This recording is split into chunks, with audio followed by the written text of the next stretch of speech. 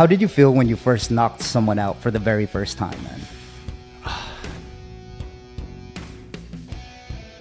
I threw a punch, and then suddenly they were just like kind of on the ground. For people that are watching it from like their point of view, it's almost like, damn, he looks like he just killed a guy. If you're fighting for 15 years, it's like, are you really gonna spar hard every week? Jesus. It's like, what? His fucking martial arts just got way too good at 3 years. I don't want to roll with this fucking guy anymore.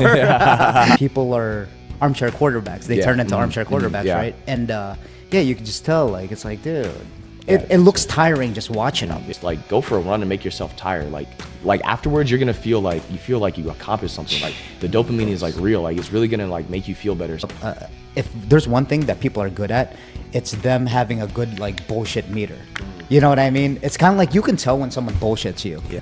Oh, I don't really think I'm good enough to be like, giving these guys advice and everything, but I just kind of thought about it like it's all a learning experience. Like it's all just like helping them is helping myself. This guy, I was really excited to come on, and it lived up to the hype. I really appreciate it. How did you feel when you first knocked someone out for the very first time, man? It honestly really didn't feel like anything. Like it just felt like I threw a punch, and then suddenly they were just like kind of on the ground. Yeah. Yeah. Was it like, because I could imagine for people that are watching it from like their point of view, it's almost like, damn, he looks like he just killed a guy. So from your perspective, was it just kind of like, did it take some time to process, or it just seemed kind of normal to you that it was like, oh, okay, well, that's part of the game? Yeah, I would say it felt pretty normal. It didn't really feel like that big of a shocker. I guess every fight's different, but the couple times that I've gotten knockouts, it just kind of felt like, oh, well, that's what happens when you hit somebody hard.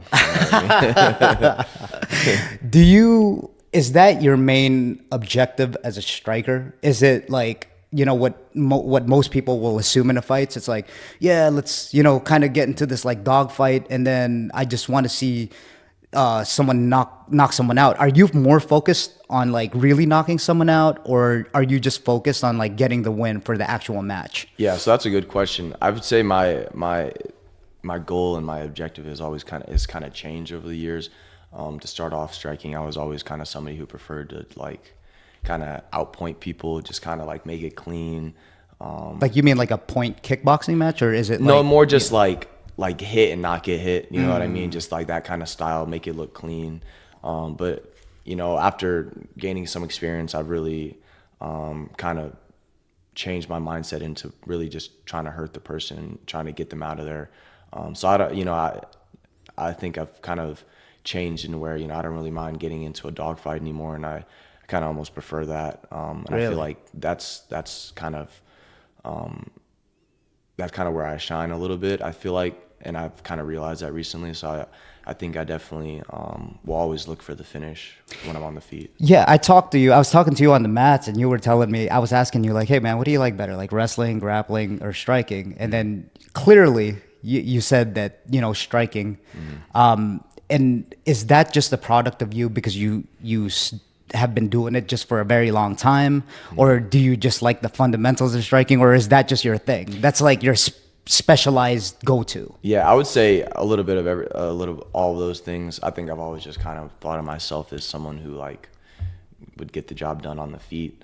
And also, I feel like it's a little bit easier, to be honest. Yeah, dude, it fucking is. I think it's a little bit easier than like in an actual fight. I think it's a little bit easier than trying to wrestle somebody, because I mean it's hard because at any moment the fight can change. You can just get your lights put out, versus fighting anybody, you know what I mean? It's very dangerous, but I think it's a lot less tiring, and I think it's a little bit easier. But I've also fallen in love with grappling. I don't really mind going to the ground anymore. I kind of like to put myself in those positions, especially in the training room. So I like it all, but I've always kind of identified with striking more. Yeah, man. Like, so I've pretty much known you for ever since you started coming to Syndicate. I think it was when I first moved to San Diego for like 3 years. Yeah. The evolution is crazy, No, I appreciate that. Because obviously me, Aram, and the other guys will talk about it. We're like, dude, this guy's like the consummate professional, right? Like, because Johnny at first was teaching the class, and then he kind of held us, all you guys, and including me too. Like, he held us under his wing. Yeah, for sure. And damn, what a guy! You know, I just want to give a shout out to him, because he goes in these. Shout out to Johnny, man, Paradox Fight Club.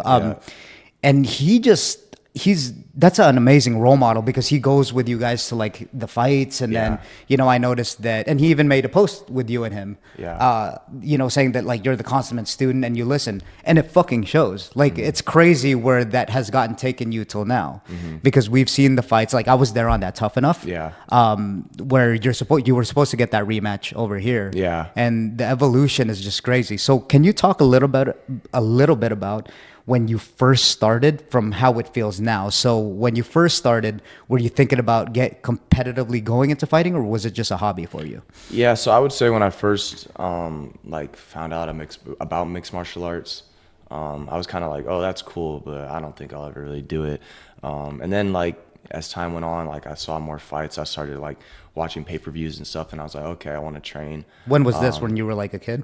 Yeah, so the first time I saw mixed martial arts, I was a kid. I had done a little bit of martial arts as a kid, and I've known about like the super popular fighters like Anderson Silva, and like his knockout of like Vitor Belfort always kind of like stuck in my mind. Yeah, I don't mean to sneak this in, but then you have like you taping someone on your phone. No, that's actually Anderson Silva front kicking Vitor Belfort. Oh, really? Yeah, that's like a zoomed in picture of that. Wow, I didn't know that. I thought it was just you taping someone in the face. No, that would be savage. That's so funny. Hopefully, I'll have a picture like that sometime. No, but that's actually Anderson Silva. But yeah, anyways, like 2019. I did like my first trial class at Syndicate when Coach AJ was still teaching there, and I loved it. And then like I was kind of busy with school and other things, so I kind of just stopped training for a while. And then once COVID started happening, I went back to the gym, and ever since then I just trained. It was just history from there. I was like, you know what? I don't know what else I want to do with my life. I'm gonna just.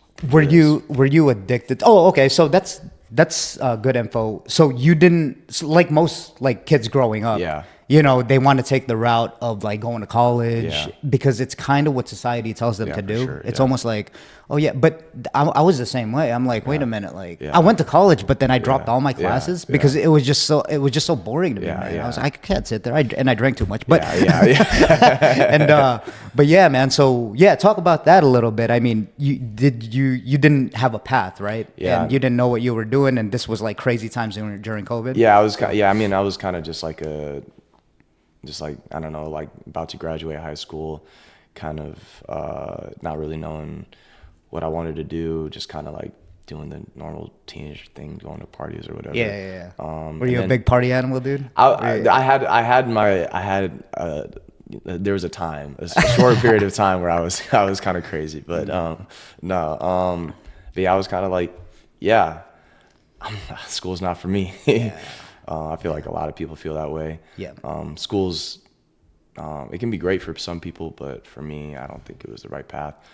So I was like, I'm gonna try this out, and I think I'll be good at it. And then I was like, and that was quite a decision, because, like I said, goddamn, you know, there's no better path than it's funny. It's funny how things happen, right? It's almost like, dude, if you didn't.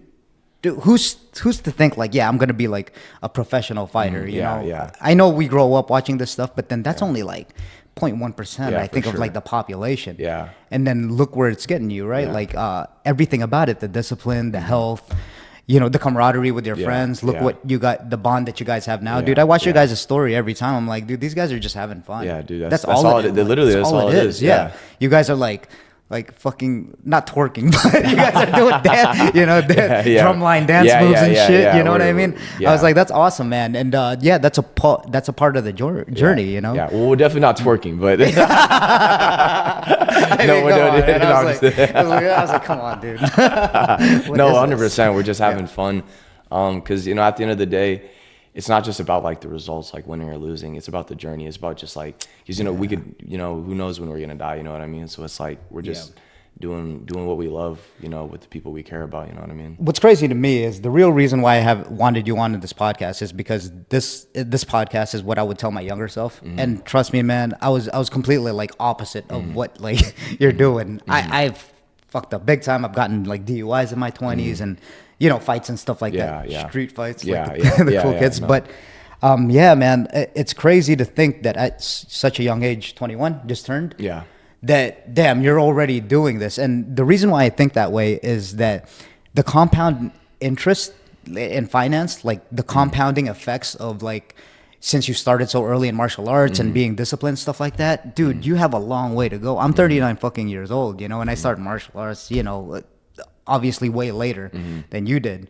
But I'm so astounded because for a young guy, even nowadays, it's like, there's not a lot of discipline. The attention spans are shorter. You know what I mean? Yeah, we go on social media, so does everyone does, but the attention spans are shorter. People don't know what the fuck they're doing. They don't have anything to put that energy on. Yeah. So what really made you like just like martial arts? Was it like the camaraderie that you had? Was it just the training? Do you just get in the zone when you're training? Like, yeah, I would say it's a bunch of different things. But honestly, I'll have to say my love for martial arts, like, I would say Power Rangers. That's like the first thing that ever like, cause like I love Power Rangers as a kid, and just not even really knowing what martial arts was, but just seeing them like kicking and punching and all that stuff. That kind of just like from a little kid, seeing that, I was cool, just like, it kind of just like ingrained in me, like, oh, like beating, like fighting is kind of sick. Yeah. So yeah, I would say like that just kind of like started my interest in that kind of thing. But I would say like I love fighting because it gives me like a goal. It gives me discipline. It gives me something to work towards. And it gives me like just like a clear path on like something that's like, everything else could be like going wrong. I could feel terrible and like just like with whatever's going on in life. But it's like, okay, well, I just got to focus on training and getting better and fighting. You know what I mean? I feel like that helps a lot. Definitely, man. That's like a crutch that you're gonna take forever. Yeah, for sure. Right, like for the rest of your life. And I also noticed that I just saw like pictures because Isaac posted, you know, like a story, and then you cornering guys. Yeah. So you've kind of taken the path too of like teaching guys. And if there's one thing I know, like there's this guy Robert Feynman. He's a physicist.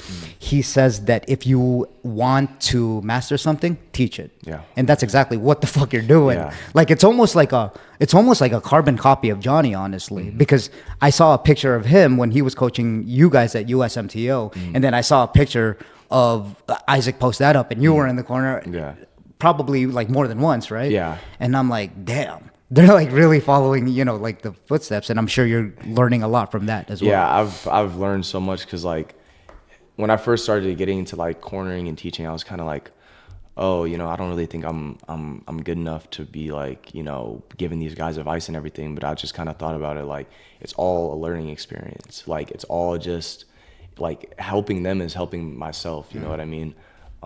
So I would say that definitely Johnny like laid the foundation. Like Johnny's been like, with the exception of, you know, the 2 fights I've had since he's moved to Thailand, he's been in my corner for every single fight. So it's like he's always like made the trip out there, whether it's in Arizona or wherever. Like he's always put in time to corner me, and I always just was grateful for that. And I was like, you know what, I would like to do that for, you know, all my friends and whoever's fighting. So why do you think that is, man? Like what is... I know that Johnny's just a good guy, and so are you when you corner guys, but why do you think that is? Is it like the bond that you built and you just want to help those guys out? Is it the experience that you want? Like, what is the main thing? Because you now coach kids classes too, correct? Or, you know, and like a beginner's Muay Thai class. What is it that you like about teaching? I had before you answer that, I had Jerry on, and he teaches the kids class, the Asian Jerry. Jerry, so he teaches this kids class, and Jerry, our jiu-jitsu coach, he's really good at, obviously he has kids, and he's really good at like gamifying stuff from what Jerry tells me, teaching kids. What about you, man? Like what is your system on how you teach like beginners? Are you following like some sort of itinerary, or are you just like kind of making stuff up along as you go? Or I would say, I definitely like kind of have kind of gone with the flow and kind of just like come up with stuff like as I kind of like let's say I'm training one day and I'm like, oh, I felt like I messed up in this area, then I'm like, oh, that would be a good lesson to reiterate to the beginners, because it's all like the basics, you know what I mean? Like the basics are 100% the most important thing. Oh, for like sure. I still feel like my 1-2 and like 1-2-3 like isn't as good as it should be or can be, and like I've been doing like a million 1-2-3s and Right. 1-2s. And then yeah, like I've always kind of just like reiterated the things I've been taught by my Muay Thai coaches and MMA coaches, but like Johnny and AJ and all those guys. Yeah. So yeah, I wouldn't. It's never been like anything too specific, but I've always kind of just done real basic things that I feel like, whether you're just whether you want to fight or whether you want to be able to just train or spar or just defend yourself on the street, I feel like there are certain basic like principles and understandings that you should have. That's kind of what I try to follow. Can you give me the first principle in your view of how you would teach someone to strike? Like, say if they had some training, can you pinpoint them to one thing that if they are, because my next question is going to be like, how does it feel to be in exchanges? But anyway, what basic principle or what is the most important for someone to say, take someone like head on in striking? Yeah, so I would say it varies a little bit, like in every situation, because every fight's different. Height, size, weight, everything is different. But I would say things like you have to have a solid foundation. So you have to have balance, right? So your footwork or like your stance has to be good. You can't like be knocked over easily. You want to have solid defense. So you want to have a basic understanding of, oh, somebody's throwing at me, somebody's throwing heat. Okay, I can do these things to try to protect myself. So having an understanding of what you need to do to defend yourself. And then I would say understanding positioning. So understanding the range, understanding how far you are from them and what that means, and how close you are to them and what that means. Yeah. And then, yeah, like in terms of like a street fight or anything, just like understanding the situation, Right. like, oh, am I going to get jumped? Oh, is this dude going to pull a knife on me? You know what I mean? Yeah. So all those things kind of matter. But I would say, yeah, if I'm going to stress one point to somebody who's going to fight somebody, I would stress like keeping their balance, because if you throw a punch and then you're out of position, you're out of your stance, or like you end up throwing a punch and now you're all the way over here, like you put yourself in a bad position. So you always want to, whatever you're doing, you always want to have a solid foundation and a solid base so you can do whatever you need to do. So that must mean that when you're personally fighting someone, you try to get them off balance, right? Because if so facto. Yeah. And how do you do that personally for you? Yeah, like so- if that's your most important thing, Yeah. that you have advice to give to someone, how do you get off someone balance counterintuitive? Yeah, that's a great question, and I'm still trying to fully master that and get better at that. But I would say things like feigning, things like, like feigning. So somebody throws a punch and maybe they extend a little bit more, and then you counter off of that. Understanding what strike they're throwing and how to counter that. So let's say somebody's throwing a jab, right? If I'm gonna parry it, that means they're gonna, they're gonna come into my range and we're gonna be standing right in front of each other. But if I were to step back, then that means I'm a little bit farther away now, and now I can do something like a kick or try to do different things like that. So I would say number one for me would be feigning. I would say feigning to get somebody to overcommit on a shot, or either shell up or do something to keep their mind off of what you're really trying to throw, or just throwing light shots. So maybe you just touch somebody with the jab. They think you're gonna, throw a 1-2, but maybe you throw a 4 or a 2 to the body or something. You know what I mean? Yeah. So it's kind of just like misdirection. Yeah, that question was actually more for myself. Just because, dude, like I'm 5'5". How tall are you? 5'9". 5'9". Yeah, and the majority of the people that I'm gonna go with, like even Jamesy's taller than me. Yeah. By like 2 inches. You know what I mean? Yeah. And the majority of the people that I go with, and this is gonna be advice to like shorter fighters, but then it's almost like, I understand the concepts of like feint and maybe taking an angle and stuff like that. But damn, it's so difficult. Yeah, for Your sure. attributes do matter. Yeah, 100%. I understand the concept of like 100%. jiu-jitsu when they're like, it's just about technique. And it just, dude, if you know how to use your strength properly, you have some attributes like. It is technique, but it's also not all technique. Dude, if you have long legs, Yeah. Like your ass. When you hit me, I'm like, dude, fucking. Dude, I know, dude. It's like, it's so funny because it's like, I have long legs and it's like, I go with people who are like my size or shorter, or like smaller. And then it's like, I can easily like wrap up a body triangle and it's so hard to get out of. You're actually really good, dude. You honestly have one of the you honestly have one of the best back defenses out of anyone. Cause dude, it's so hard to finish, but like you'll always find a way to get out of it. Dude. But like when I'm going with somebody who's like smaller or my size, dude, I can just cinch the body triangle crazy, up. dude. But like if I'm going with somebody who's bigger, it's like, dude, I can't even wrap my legs around you. Like, how am I gonna do this? So that's really good, because that brings me up to like my next point, right? I noticed that you started, I don't know if it's a subjective point of view or this is just you learning from the fight that you were supposed to have to rematch. What was it, his name in Tough Enough? Tracy Love. Tracy Love. Okay, so I was at that fight. Yeah. Right? And I noticed that pretty much the whole time he had you in a body triangle. Yeah. And I was like, oh, fuck. Like, that's just a terrible... It looked exhausting as fuck, honestly. I was like, oh, dude. Like, is that why you...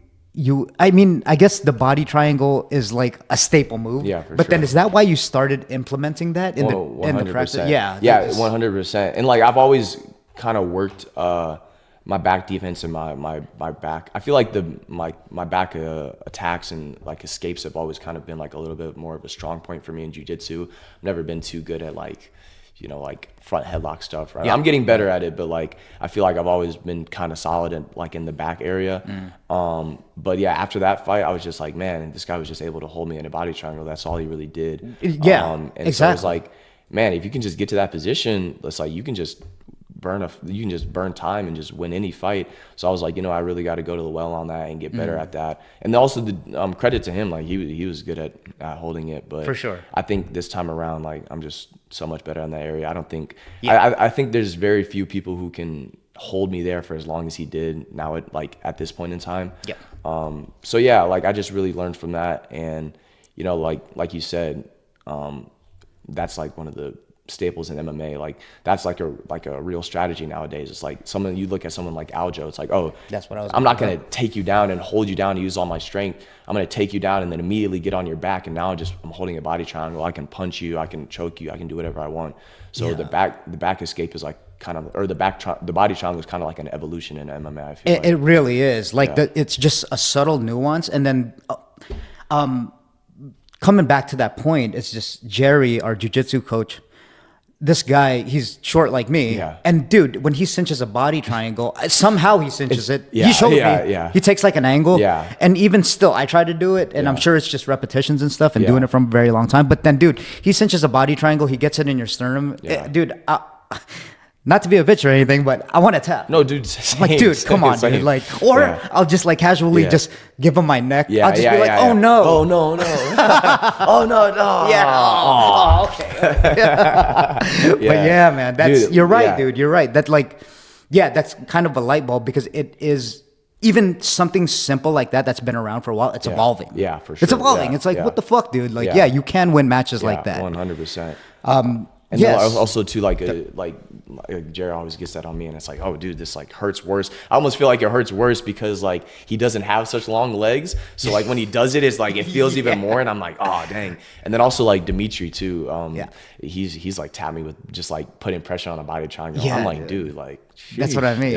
And it's like, it's funny because we'll joke around in jiu-jitsu, and then Jerry or Shane will be like, all right guys, don't tap to like, you know, what is it, like just like being smothered tapping. Pressure tapping. It's like, bro, like that sounds, you know, sounds like easy it until sounds you go easy. Somebody who's really good. Exactly. If Shane like mother milks you or something, dude, what are you gonna do?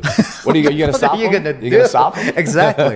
If that was real shit, if that was real shit, right? And I want to talk about that too, because if that was real, right? If like I was going against you, Shane, or you know, some average guy that didn't know, and you know, we've always been in this circumstance. I brought this up in the podcast before, listening to the Joe Rogan and Farab Zahabi fight. And they were talking about some guy that was like had a bad day at the plane, and then he was like just cussing fucking Farab Zahabi out.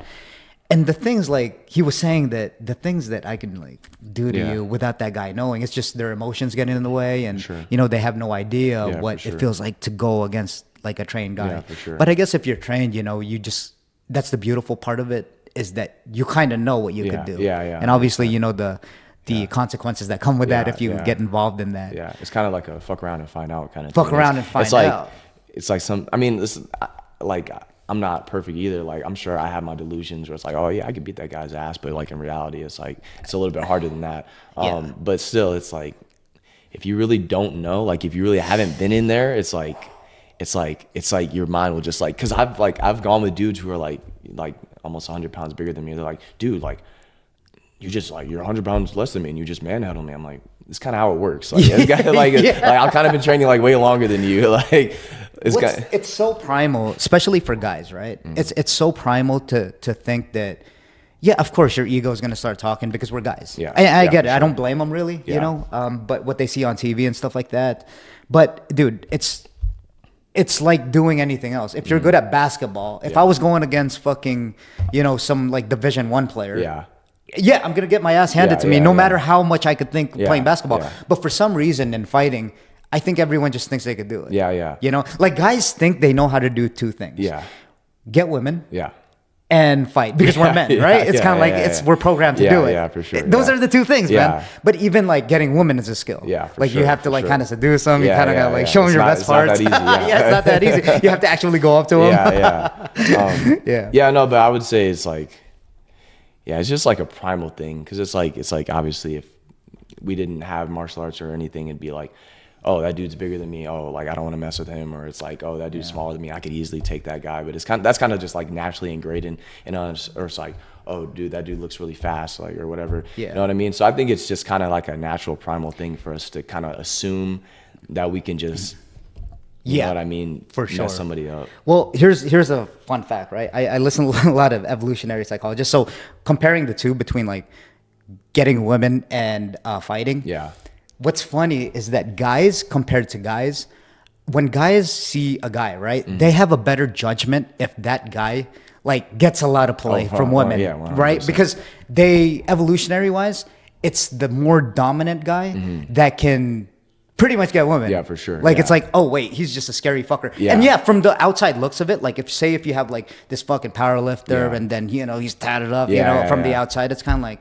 And you didn't train or anything, the perceived notion would be like, dude, I'm not even gonna touch that. Right, but then if you were like some guy with glasses, skinny and stuff like that, the immediate one would be like, I don't know why that guy has a fucking beautiful girl, right? Yeah, right, you know, 100%. it's funny, So guys are a better determinant of if that guy can get laid or not. 100%. I think that's actually really interesting, but I think that's 100% true. Yeah. You can look at a guy and be like, yeah, I know he gets some, you know what I mean? Right, exactly. And not even just like the way they show off, it's just the way he carries himself. If he's just walking around minding his fucking business, you just know. Yeah. Dude, like I've just had, and even for me, I'm a hobbyist, you know, when it comes down to this stuff. I'm not like a crazy competitor, but then when I'm walking down, and that's not to say I'm intimidating, but it's just kind of like, dude, like, just, you know, I don't say anything, but it's just, for some people, like people will know just how you carry yourself. Yeah, for sure. Yeah. I think it's just confidence. You're right. It's just kind of, 100%. Or it's not even just like bolstering confidence, but kind of just confidence in yourself, like not really caring what people think. Yeah, bro. Just like it doesn't really matter because if you're good with yourself, then you know. Bro, if there's one thing I know of, if there's one thing that people are good at, it's them having a good like bullshit meter. You know what I mean? It's kind of like you can tell when someone bullshits you, just lies to you. You know, it's like there's a pattern going on, and you're like, okay, man. It's like, man, I've gotten to like 10,000 street fights. Yeah, you know what I mean? Shit like that. I was young. 500 no. You know if you got to say that, right? Like if you got to say that, so. Somebody who's actually been in that many street fights, they're probably like, dude, I don't even. They don't want to talk. Yeah, exactly, dude. Exactly. Dude, I barely tell anyone. And again, I don't like compete or anything, but then I do this for a hobby. I do show up every day. Yeah, you know? for sure. Like even at work, I don't even tell them I train. I just go and then I just kind of work. If they ask, they're like, oh, how does it feel to do martial arts? I'll tell them. But then I don't go around saying, I'll beat the shit out of you. It's funny. I had to like before like I really got into martial art, like before like I started like teaching at the gym and everything. Like I would have friends that like they didn't train or anything. They didn't really know anything about martial arts, and like I would never tell them that like I would train or like that I would fight, and they would always kind of be like, Like, oh, what would happen if like I tried to test you or something? I would just be like, oh, you'd probably beat my ass. And then one day, I got into a fight, and they're like, wait, like you can actually fight? And I was like, yeah, but they're like, well, why didn't you tell us? And like, you should just go around and like, you know what I mean? Like, just like beat everybody up. Like, dude, like I don't even like to fight outside of just like fighting. You know what I mean? Yeah, for sure, man. So, yeah, I want to get into a little bit of your like fights, right? So we talked about like so before we move on to your other ones, we talked about like the body triangle.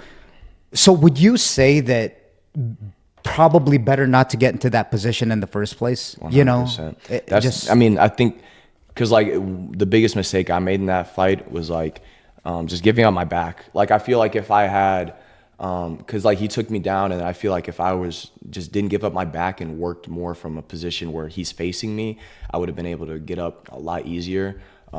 So I feel like the biggest mistake you can make is giving up your back, especially if you know the person's good at taking your back. Like if you know that's what they're good at, it's like you really don't want to give up your back. But it's like it's hard in a fight. Sometimes it's like, oh, I just want to get up, and then it's like they take your back. That's the other thing too. When people sometimes you hear that you heard it at Tough Enough, like our last one. People are armchair quarterbacks. They turn into armchair quarterbacks, right? And you can just tell, like it's like, dude, it looks tiring just watching them. I train and I look. I'm like, dude, that looks I'm tired watching that. You know. But man. So so before we move on to your other fights, what would you recommend, man? Like specifically for the fighters, how to get out of a body triangle, since you have worked on that. Like, so I would say that. And I'm still trying to get better at it. Like somebody who's really good at it, like really has good understanding of it, is people like obviously Jerry, Dimitri, Corey who are at the gym. But yeah, I would say you either want to put the lock, so they have the body triangle, or they have the lock on one side. You want to put that lock on the ground, and then you want to turn your back into them while you're fighting their hands. Yep. And then if they switch the lock to where it's not on the ground anymore, it's on the top, you want to do the escape where you take your leg under their leg and kind of lift it up. You kind of scoot your leg under their leg, and it's kind of hard to like explain, but like you scoop their leg up to the point where the lock is broken, and then you grab that leg, and then you turn your back to the mat. So the whole point is grabbing the leg so that you can release it. It's kind of like it's kind of hard to explain, but they have the lock, and then you're trying to swim your leg under it, and then you use your leg to kind of bring their leg closer to you, and then you grab their leg, and then you turn your back to the mat. So my opinion is you have to simultaneously be going to like back and forth between both defenses. If you just try one defense, someone who's good at holding the back is just going to hold you there. Right. You have to do a bunch of different things. You have to fight the hands while you're turning your back to the mat, and then they adjust, then you adjust, then you go to a different defense, then you have to like be moving and trying to work the whole time. And then if you can just keep going back and forth between like different types of defense, different escapes, then eventually you'll be able to get out. Yeah, I think the majority of that, and these are coming from like the higher belts, is like during transition, right? For sure. You're right, 100%. Like you have to constantly be moving, and within those transitions, like, oh, gotcha, bitch. You know what I mean? Pretty 100%. much, right? And it's like when they have that lock on the top side, where you can't put it on the ground, and then you try to transition to the other side while they're transitioning and switching their lock, you can kind of like get in there and like stop them from getting that lock on the top. And that's side. what you kind of figured out too, because I noticed that, man, when you have my back, I tried to go from one side. You put your hand there on my right shoulder to keep me from going that side and keep me there. I'm like, this son of a bitch. Like, that's literally me trying to go into a transition and try to get out of it. I just realized that from having so many people like put me on a body triangle. It's like the better you get at the defense, you're also going to get better at the offense, because you know what they need to do, and you know what you need to do to stop them from doing what they need to do. For sure, man. Interesting. Yeah, interesting. That's stuff. Just kind of how fighting works. Like in everything, not just the body triangle.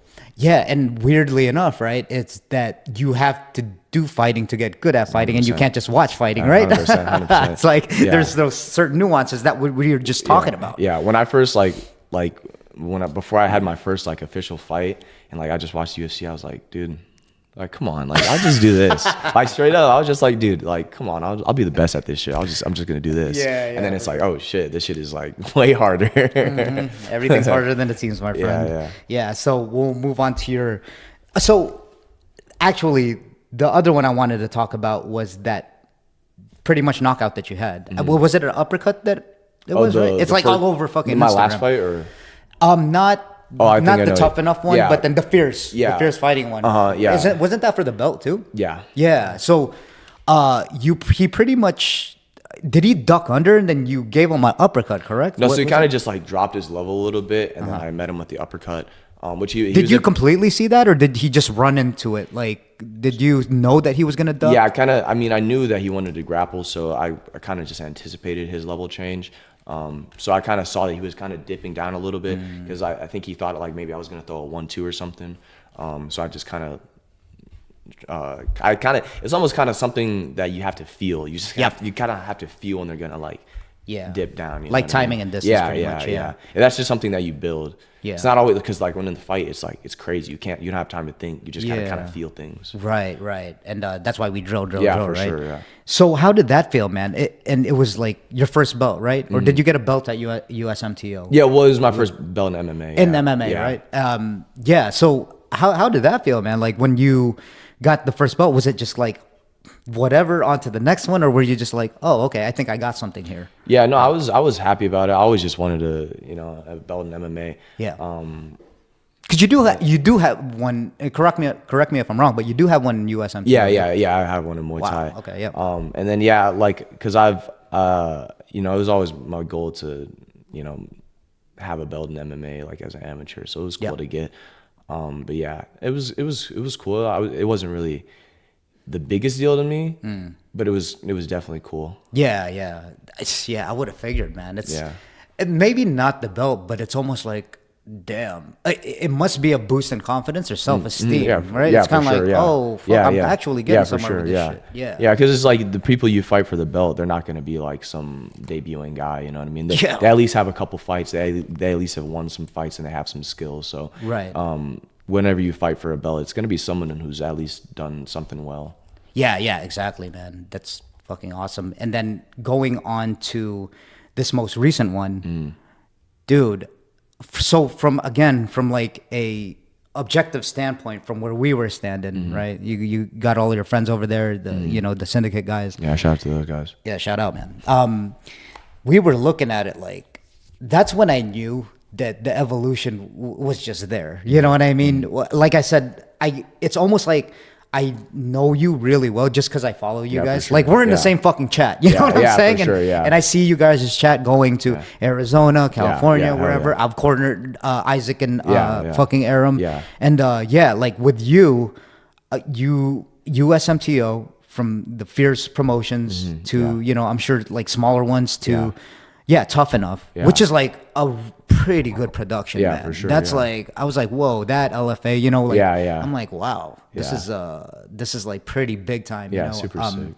And the evolution of, mostly from what I saw from your striking, was like pretty like unmatched. And I was like, oh, this guy, that's why I asked you in the beginning. I'm like, oh, do you like striking better or not? Because to me, it's clearly striking. Yeah, it's like, dude, there is levels to this shit, especially when you were in there.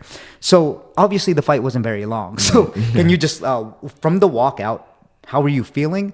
And did you already have a game plan going into there? Like you were going to strike with them? Like what were the emotions building up to that fight as you were walking out? Yeah, so honestly, it was the worst I've ever felt walking out to a fight. Like I felt like very just tired and just like, just kind of like my legs felt weak and everything. But like I've had so many fights where it's like I don't really care how I feel. Like it doesn't matter to me. Right. I know what I have to do. It doesn't matter how I feel. If I feel like tired or injured or whatever, it's like it doesn't matter. Like I'm gonna go out there and do what I need to do. Was it just one of those days, or did you have something wrong with you particularly? No, I think it was just one of those days. Like I don't know. Every fight is so different. Sure. You never can know what you will feel on that fight day. Huh? Yeah. And also too, it's like sometimes you feel great before you walk out, and then you feel terrible in the fight. Everything. It doesn't really make any sense. But yeah. So it didn't really, like, I didn't feel my best, but I was like, I'm just gonna go out there and do what I need to do. I felt like I was better than my opponent in all areas. So my game plan was just to go out there.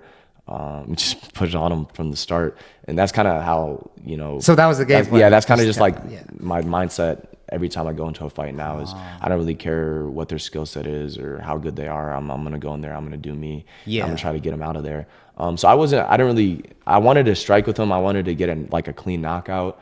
But he did end up shooting on me. And then so I kind of just like went from there. But yeah, I didn't have anything too specific. I kind of feel like I'm evolving more into like more of a well-rounded fighter. I don't really mind going to the ground, or I don't really mind grappling. So I feel like wherever the fight goes, I'm confident. I trained with some pretty good guys, so they put me in bad position. So I'm really not afraid of any area. So specifically, I did notice that he tried to take you down. It was because he was getting picked apart, right? Pretty much. Like it's kind of like that Conor Dustin fight where Conor went for the clinch. It was, right? Because it happened so quickly, and I think in the chat, I mean, this is this is for us, but we'll reveal something that like you broke his nose or something like that. Yeah, so that's what Pablo told me. I honestly didn't. Pablo basically told me that like I broke his nose and it was sideways. I don't know if that's honest. I didn't see it, so I don't know for sure if that's what happened, but that's what he told me, or that's what he thought happened or whatever. But yeah, I wouldn't be surprised because I'm pretty sure I hit him with a hook, and I think I felt something kind of break or something. I didn't really know in the moment what happened, but it seemed like from even the Jumbotron that we were watching, because we were kind of far. It seemed like, dude, you were getting them at like the end of your punches. The range was there to where it couldn't get to you. It was like one of my worst nightmares when a taller guy's picking me apart. It's kind of like you just can't do anything. For sure. Right? It's kind of like when you're doing jiu-jitsu and then you just can't breathe, and he's just levels higher than you. That's striking too, man. When that guy's picking you apart, he's gauging distance, going in and out, and then he's not letting you get into you. That's what seemed like he was happening, because he was like a pretty shorter guy. Yeah, he was a couple inches shorter than me, and I used to hate fighting shorter people, like because I always just thought, like I always just felt like I would just never really properly set my distance. I always feel like I would get a little bit too close, and like I've always done well versus shorter fighters, but I just like hated something about it. I was like, dude, just my range and everything feels off. Was it because like this is what I try to do, at least? Is it because we try to come close to you and then it gets claustrophobic? Or is it just something about that? Because also too, it's like I've had fights where it's like they get close and then like I'm trying to like lean back, but like I'm too close to lean back, and like it just like, you know what I mean? So I always kind of, I never like, I've recently like feel like I've really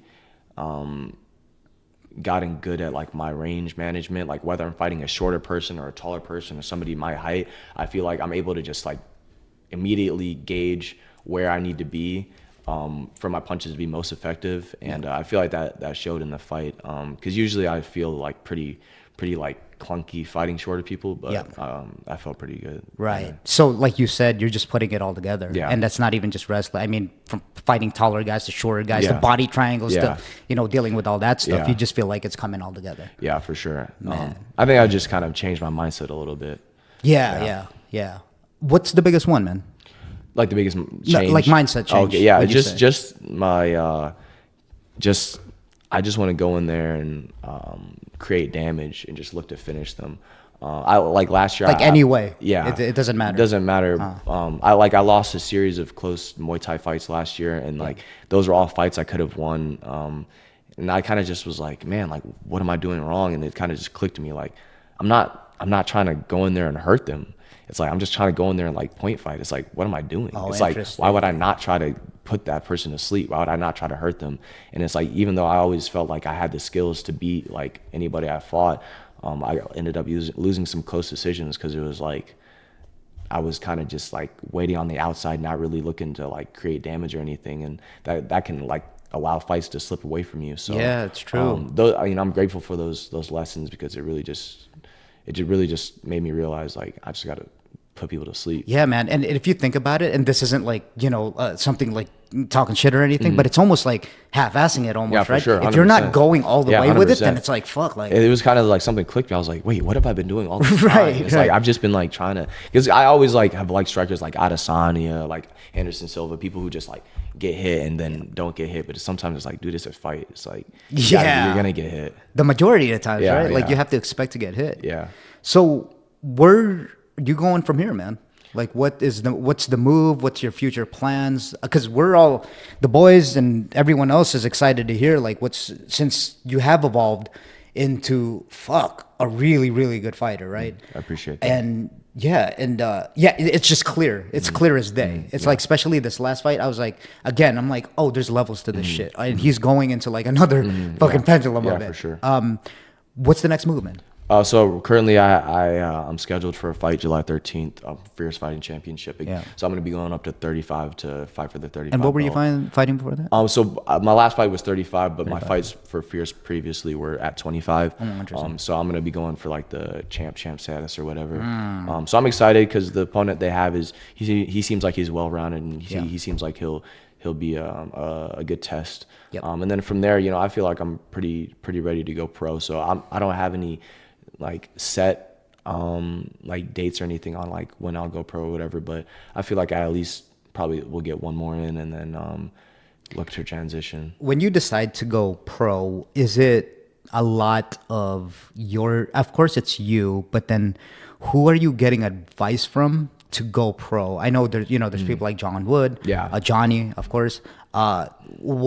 So you're just getting all those guys together and then making decisions with them? Yeah, or so is like I haven't had like an official talk, but like when I do, it'll be like obviously my head coach at Syndicate, John Wood, Johnny, who's been there with me throughout all my careers, all the coaches, and then I feel like I know I'm ready to go pro. I know I'm ready, but I do value experience, so I do value fighting as an amateur. That's one thing Johnny's always stressed to me, because he's learned from his career as well. So he's always stressed to me and the other guys that fighting as an amateur is like you can't take it for granted, because like as an amateur you can fight as much as you want. You can fight for however many titles you want. You can do whatever you want, and that's kind of what I've done for the past couple of years. So I definitely value experience in fighting as an amateur. Funny you say that, because me and Isaac were just talking about it, and without going too many details, because it is somewhat personal, But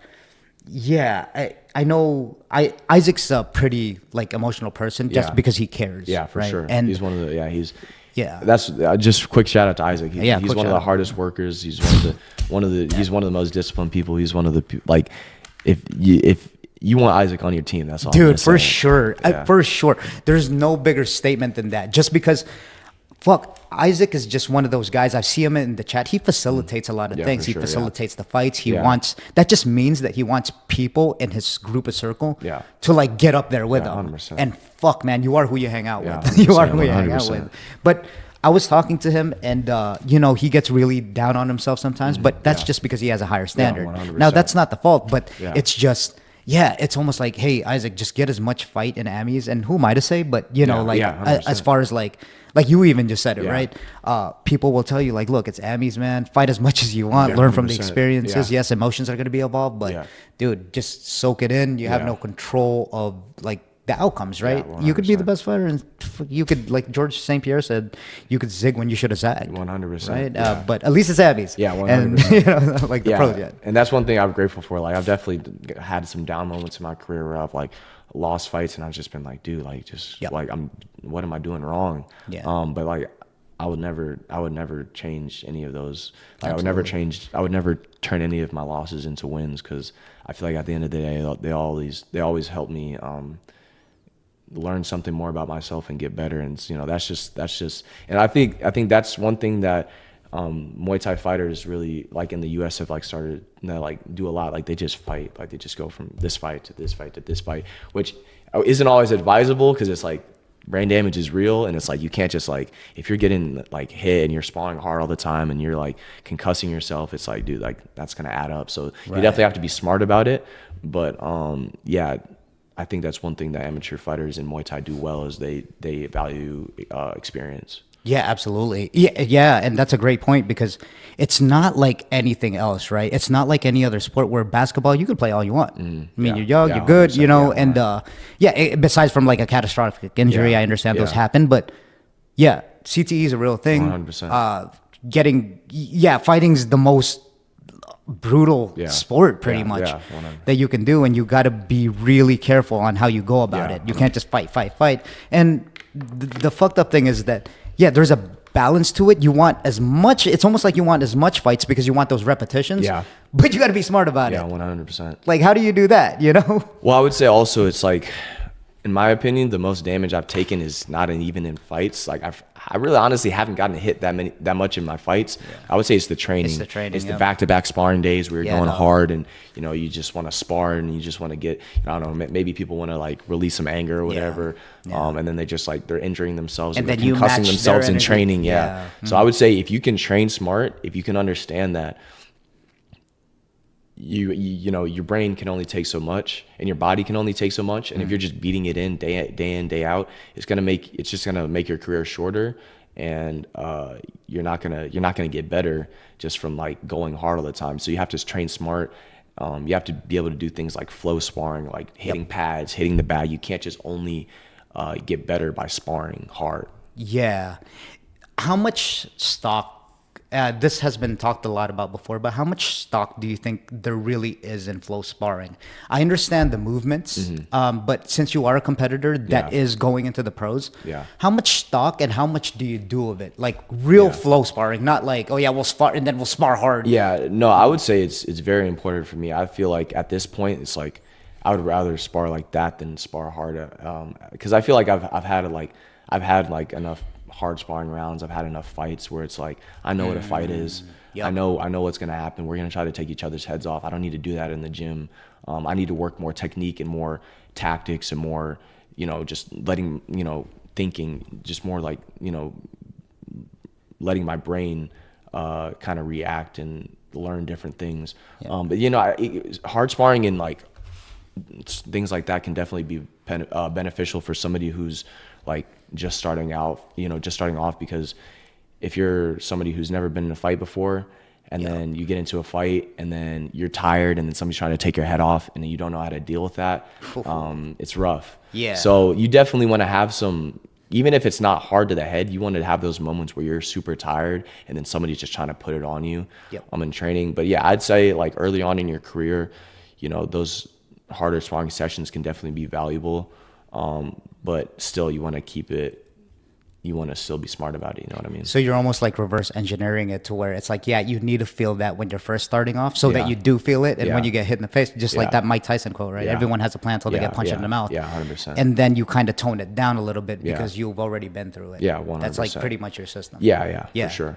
Perfect. And man. I think because it's like if you're fighting for 15 years, it's like, are you really going to spar hard every week? Jesus. It's like, what? It's like, I know. It's like, calm down, James. Story, you know what I mean? Fuck, dude, yeah, man. So perfect, man. Yeah. So before we end it, for your upcoming, like the people around your age, we live kind of in an age of, obviously instant gratification and social media, cell phones. Everyone gets into it. 100%. There's kind of no way going about it. Yeah. But what do you think, man? Like, since, younger guys are like addicted to porn and, they don't have no other outlet, maybe they get into drugs and stuff like that. Yeah. What from your eyes would be like your best advice to like, be kind of like you, be disciplined, put your energy in somewhere like martial arts? What would you say to like, say someone younger than you that's like wants to improve their life and maybe start martial arts or I would say if you're definitely thinking about starting something like martial arts or any hobby, I would say just do it. Sometimes like you can stop yourself because you're nervous to start it off or whatever. I would say just go for it. Like no matter what happens, you're gonna feel nerves in life. You're gonna feel like you don't want to do certain things. I would just say just go for it. But yeah, I would say like just understand like what you want and understand why you want it. If you want to get a bunch of girls, it's like, okay, why? Is it because you feel insecure about yourself? Is it because whatever it is, why do you want a bunch of money? Because you don't have a bunch of money right now, or like just really understand like what is it, like what is the real reason you're going after something or you want something. And then if it's really for a pure intention, then I would say like that's good. But if you identify that like you want some type of like external validation, then you should just like understand that and understand that like happiness comes from within. Happiness comes from like your love for yourself and your love for your family and like your friends and things like that. So at the end of the day, it doesn't matter how famous you are, how much money you have, all those things. If you don't really love yourself, then this is not going to make you happy. So I would say anybody who's like struggling with like any addiction or anything that's unhealthy, obviously try to stop it. Like obviously like understand that that's bad and that like, I mean, everybody has their problems, so it's not that you're a bad person for experiencing those things. It's not that, you know, you're not worthy or whatever, but I would say, just try to find something positive in your life. Beautifully said. I'm going to piggyback on that. And that one, I'm on your first part, I'm going to go the other way because the thing is that no matter what your motivation is, if it gets you up to do it, you should do it, right? Facts, like even if it's for like women, right? Or you think it's going to make you happy, which I agree with you that in the long term, it's not. That's why there's that Jim Carrey quote of everyone should get famous, everyone should get wealthy because they're going to find out that it's not going to make you happy. But if that's your motive, go ahead because if your why is strong enough, you're able to do anything. Right, And by the time you figure out that money's not going to make you happy, drugs, you know, whatever, women aren't going to make you happy, then by then you're going to have the habits. You're going to be training martial arts. You're going to be like, wait, I just fucking feel good. 100%. Also, like, I think you're 100% correct. And it's like, dude, just like, if you are somebody who maybe isn't active or whatever, just like go for a run and make yourself tired. Like afterwards, you're gonna feel like you accomplished something. Like the dopamine is like real. Like it's really gonna like make you feel better. So like also like both things. Like you wanna like internally be, you know, you wanna be happy with, you know, the things you have internally, but also it's real. It's like just go out and do something that's like either hard or something that's going to make you feel good, because that's going to like just make you want to do it more, and then you're just going to like build, like you said, build those habits. Fucking perfect, man. Beautiful. Thank you so much for having me on the podcast. And also, I would say one thing to all those guys: don't drink soda. Yo. Don't watch porn. Yo. Don't play video games. There you go, dude. That's all I gotta say. Hey, man. No, video games are cool. Video games are cool. And before we go, if you can prolong, this is one of the best advice. I'm 39, y'all. All right, I get it. You don't look at you look as young as me. I appreciate it, man. But if you can prolong instant gratification, your compound interest is going to be through the roof, especially with how young people are. If you can prolong like just let's do this for the now and then save it for the future and just focus. Holy shit, dude, you're pretty much going to be indestructible when you're like 30. 100%. So, hey, man, I appreciate you. Thank you so much for having me on. I was really excited to come on, and it lived up to the hype. I really appreciate it. Unbelievable, man. This is a great example. He's pretty much like a product of fucking Johnny. He's just well disciplined. His fucking martial arts just got way too good at 3 years. I don't want to roll with this fucking guy anymore. But anyway, man, thank you, man. But you do roll with me though, even though you're right. For real though, he's one of the hardest people to tap, for real. I appreciate that, man. Thank you, man. I appreciate it. Yeah, let's go. Thank you, my dog.